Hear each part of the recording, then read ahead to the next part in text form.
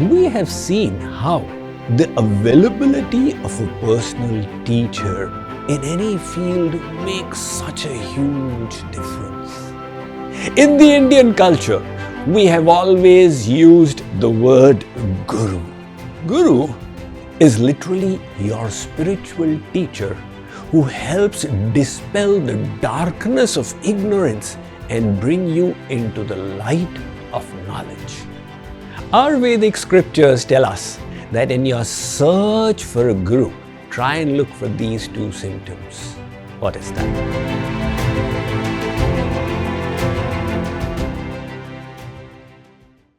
In the endeavor for professional growth or spiritual growth, it is not merely hard work that matters, but smart work based on good knowledge. And that is where the role of a mentor or a personal teacher becomes invaluable. By virtue of their personal vast fund of experience, they are able to point their mentee to important matters and help them avoid costly mistakes.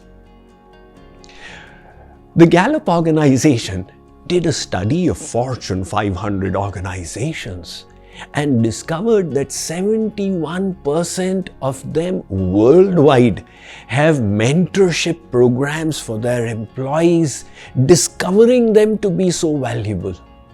And further, when the mentees were surveyed, 91% of them said that the experience motivated them to bring out their very best, while 84% said that through mentorship, they were able to avoid many personal mistakes.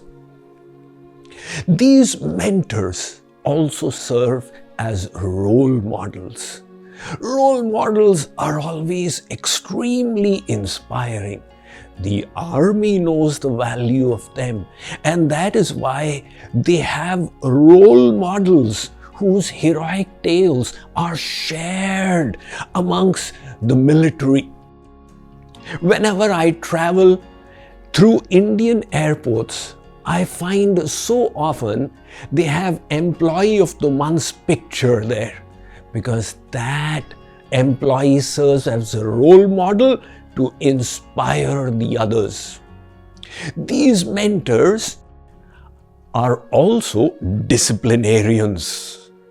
Saint Kabir says, Guru Kumhar Shish Kumbh hai, Gadhi Gadhi Kaad hai Khot, Bhitar Haath Sawar de, Bahar Mare Chot. The Guru is like the potter. Externally he is beating, internally he is providing the support. Mentors also help their mentees set measurable goals.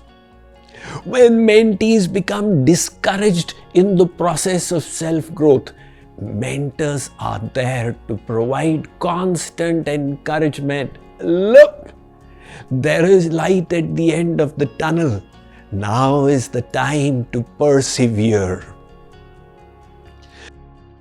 The role of a personal guide has been valued in cultures around the world.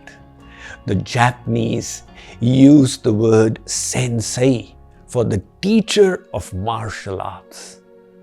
It literally means one who went before. The French have the word tutor, which means personal teacher. The Italians use the word maestro for a teacher of music. The Greeks had the word mentor. Many people believe it referred to the teacher of Homer. The British used the word guide for someone who knew the terrain and could help you get from one place to the other. The Tibetans have the word lama for teacher of dharma. In modern times in America, coach has become famous. Coach is also a horse-drawn chariot that helps you to move from one place to the other. So does your personal coach in your life. In the Indian culture, we have always used the word guru. So the guru is literally your spiritual teacher who helps dispel the darkness of ignorance and bring you into the light of knowledge. Let me read about this to you from my latest book, Spiritual Secrets from Hinduism. To acquire material knowledge, we read textbooks and go to teachers who explain their meaning to us. Spiritual knowledge must also be acquired in a similar manner through books and teachers. The Vedic scriptures are not amenable to self-study, for they are incredibly intricate and complex. The Mahabharata states, Shrutir vibhinna smritayo vibhinna naiko muniryasya vacha pramanam. The scriptures are so many, Shrutis and Smritis, each expounding on different principles. Even great scholars get baffled on reading them. Hence, all these holy books advise that they must be studied under the tutelage of a guru. The Chandogya Upanishad states, Acharyavan Purusho hi Veda. Only through a guru can you understand the Vedas.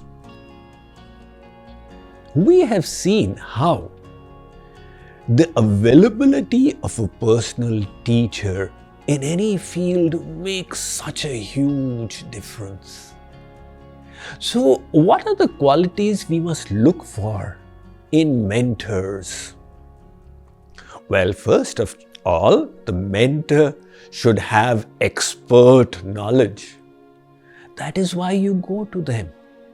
Otherwise, the knowledge is there in the books, but you wish to access their vast fund of experiential wisdom. Secondly, you'd like to see that the mentor cares for you. In the state of California and USA, there are 1 million registered realtors, property agents. Do you think they all succeed? Very few do. And what is the specialty of those who do? One thing. That realtor who cares for the seller and the buyer. Both can perceive this guy is here to help me. The realtor is not trying to squeeze out profits, but sees the seller has a problem, wishes to dispose of a property at the best possible, and the buyer has a problem, wishes to get a property that is suitable for their needs. I am here to solve the problems of both. You know, in training salespeople, there are so many theories that are taught, but I tell you, the one thing that makes the difference is the salesperson who has the same attitude of being a problem solver. Does this fit your needs? Will it solve your problems? So the buyers can immediately perceive the selflessness of the agent. Likewise, the mentee can perceive, is this guy in it for their own sake or because they wish to help me? So, the one quality you'd like to see in the teacher is, does this teacher care for me? And for that, the third thing becomes important. The teacher should be available. Now, in the professional realm, if an entry-level employee says, I will make my CEO as my mentor. You will never have an opportunity to meet your CEO except once in 5 years. The purpose of personal guidance will not be served. So the mentor must be available to personally coach, to dispel doubts, to encourage, to shower love and affection, and so on. Besides that, the mentor should be a role model. Now, the role models are extremely inspiring, as we have discussed. Our Vedic scriptures tell us that in your search for a guru, try and look for these two symptoms. What is that? Tad vijnanartham sadguru meva vigachet samitpanihi shrotriyam brahmanishtham. Find a guru who is shrotriya, brahmanisht. These two words are very important. Shrotriya means what? A knower of the scriptures. Somebody who's well versed with the theoretical knowledge. And the second is brahmanisht, one who has practically realized that knowledge and is situated on the platform of realization. Consider this example. One traveler reached a riverside. He saw that the river had a strong turbulent flow and wondered how he would go across. A group of people was sitting there. He asked them, "Sirs, can you please help me? How can I go across?" There was a lame man. He said, "Not a problem. Take a walking stick and just go through." This guy thought, he is lame. He has never crossed it himself and he's telling me. Then a blind man spoke up and he said, "It is so easy. You just walk 50 feet up and from there you'll be able to go through." Again, he thought, this guy is blind and cannot see for himself and he is guiding me. The third man now spoke up. He said, "Sir, I live in a village on the other side of the river. Every morning I cross over to this side and in the evening I return. You will need to go full 100 yards downstream. There the river becomes broader and more shallow and the water will just be waist deep. You'll be able to cross over." He said, "This seems like credible knowledge." Likewise, the Vedas tell us, in your search for a guru, try and look for someone who has the theoretical knowledge of the scriptures and has also walked this path and realized it through personal experience.